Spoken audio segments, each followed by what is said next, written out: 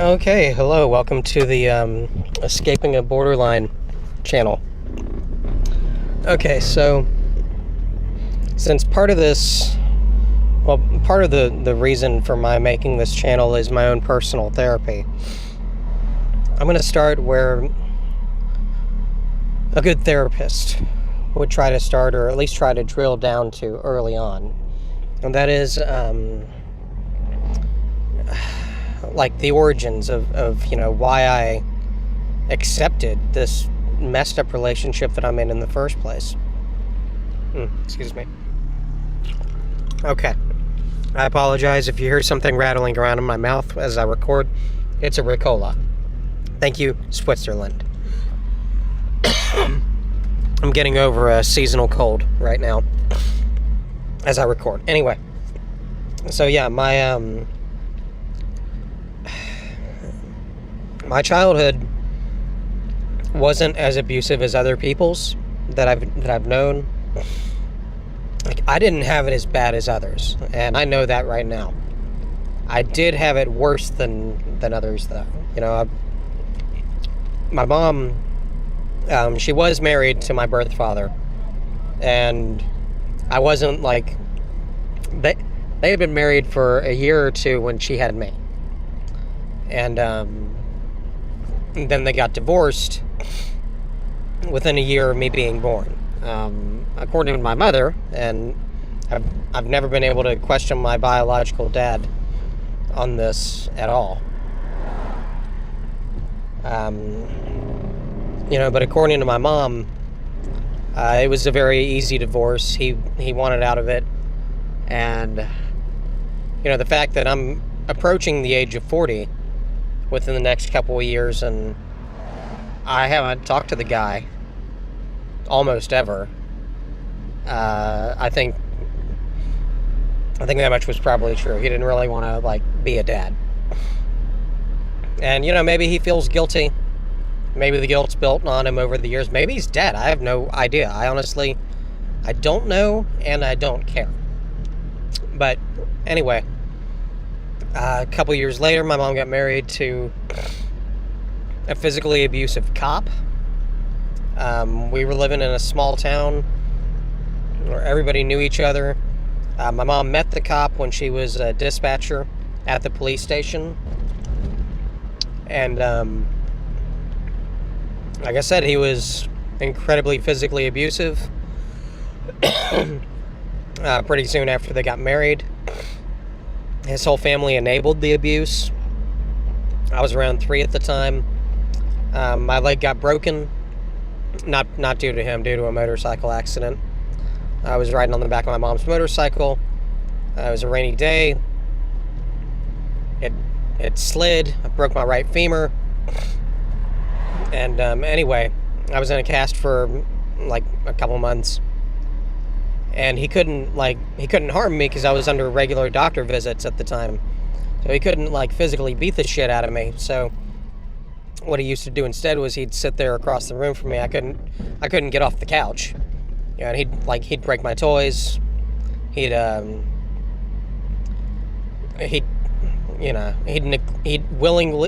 willfully neglect feeding me when it was his turn to watch me. Him and my mom worked split shifts. Eventually, after my leg got healed and I was okay, and about a month or so later, my mom called some relatives and we moved a couple 100 miles away. She divorced him from the safety of a couple 100 miles away within the same state. He was a serial abuser. He was ready to get back out in the dating pool and do it again to somebody. He eventually got arrested and killed. Arrested for beating a wife of his later down the line, and he was killed in a bar fight over some chick. So anyway, he got what was coming to him, and fuck that guy. But a few years passed, and my mom got with, she had a couple boyfriends here and there, but none of them wanted to be father figures, and that was a little disappointing to me, because I don't remember hating on anybody that she was dating. I didn't pull that, don't fuck my mother kind of shit. I didn't care, my mom was happy with the guy, I was probably going to be happy with him too. But she eventually settled on a dude. She was working in an office building, and this guy was part of the janitorial cleanup crew. He was on a work release program from the local jail. My mom, she was getting older. Her chances of having an actual stable family life were getting smaller every year. She was a practical woman. Well, when he popped the question a couple months into their dating, she said yes. And they got married. And from that point on, man, from the time I was like 8 years old, I called this guy my dad. I still think of him as my dad. That really hasn't ever changed. Generally, he was okay to both of us. He grew up in an abusive home, violently abusive father. And, he tried to stay his hand a lot. So he said. But he would get abusive on me. He never hit my mother. Never laid a hand on her. But, excuse me. He was very abusive to me in the first few years. Then as my little brother, who was a product of their marriage, as my little brother got older, and I got older, and I started taking martial arts classes, he backed off the physical stuff. He never broke any of my things. He left that for me to do. He never broke any of my things. I get grounded from various stuff, but overall, he wasn't as physically abusive as staying with that other guy might have been. But the threat was always there, and anybody who's lived under that, they kind of understand, right? So, now, one of the things was, too, he was always trying to make me be whatever he called more normal. And that was never going to happen. And I would learn why years later. I got diagnosed with Asperger's, which is it's a high-functioning form of autism, okay? It runs in my family. And it's just there. Well, my, it makes you Sherlock in a world full of, like, Watsons, And I never thought I was, like, I didn't carry around the hoity idea that I was better than anybody just because I understood, technical shit a lot better than most folks that I knew.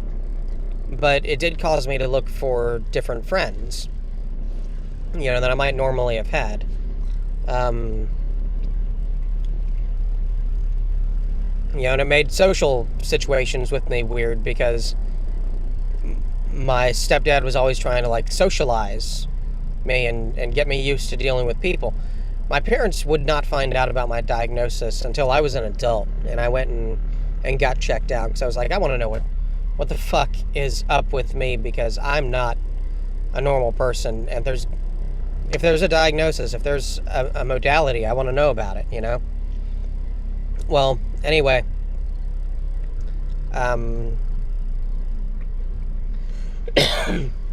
it was pretty soon after I left my parents' house when I was 19 that I got out on my own, and within the next 3 years, I was with my wife. Give me a moment. Okay, so I had to put it down and pick it back up again. I had to go take care of a thing. Anyway, so he actually, the stepdad in question actually died in early 2017. I didn't get to say goodbye, and I will get to that eventually. It's part of the isolation from family and friends that I've dealt with. But Anyway, excuse me. I would eventually have to, one moment. Okay, it'll be nice when this sickness is over with. These coughing fits will go away. Anyway, so, yeah. You know, I was, even though I had, I learned martial arts, by and large, because I remembered how helpless I felt as a kid, you know, being abused, and how I never wanted to give anybody that kind of power over me again. Not willingly. Like, they'd have to earn it, you know?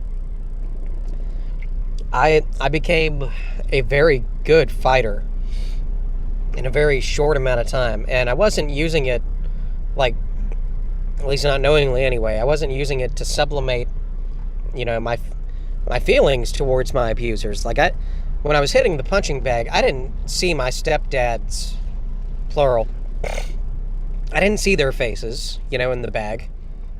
I didn't see any enemies I had in the bags or in the dummies, or when I was sparring my my fellow students. I didn't have any of that water boy shit. I was just trying to perfect my own movements. Like I learned early on, you know, the only opponent worth defeating is yourself. These people that bullied me when I was a kid, you know, they were tossing around a child, man. These guys were nothing, you know. So I had that perspective early on, and it was really healthy. You know, I never told my kung fu teacher about my abused past. I never really got into any of that with him. We had a good professional relationship for a long time. But anyway, you know, but that's really my family of origin issue, though, is that the men who were supposed to be my father figures, you know, the first one, the biological one, dropped right out. The second one was an abusive societal authority figure, who thankfully was also bad at his job. And the third one was decent to my mom, so that's why she kept him around. But, you know, I was to be manhandled until I could put up a fight, you know. So, I mean, you know, so naturally me seeking out a very combative martial arts style that would get me results, she didn't see it as a bad thing. They never stopped me from, even when I would get in massive amounts of trouble for stupid kid stuff, they never kept me from my kung fu classes. That was never even a threat. So whatever that was, you know, it was great for me, but, you know, it wasn't the therapy that I needed. The fact is, I was never going to get the therapy that I needed, because I'm pretty sure at this point in my life that my stepdad was a narcissist. He's got he lived and died with a lot of the hallmark traits of one, and we'll get into those at another time. And family of origin issues are, you know, recognizing them is really the first step in learning why you fell into the trap that you did. In my case, it was authority figures. I didn't really have one that I ever felt I could lean on. And when I got with my wife, she was and is 8 years older than me. You know, I thought I had found that person. I hadn't. I really hadn't. I'm going to continue this in the next part. Well, part 2, I guess. This is part 1 of this entire channel. So thank you so much. Bye-bye.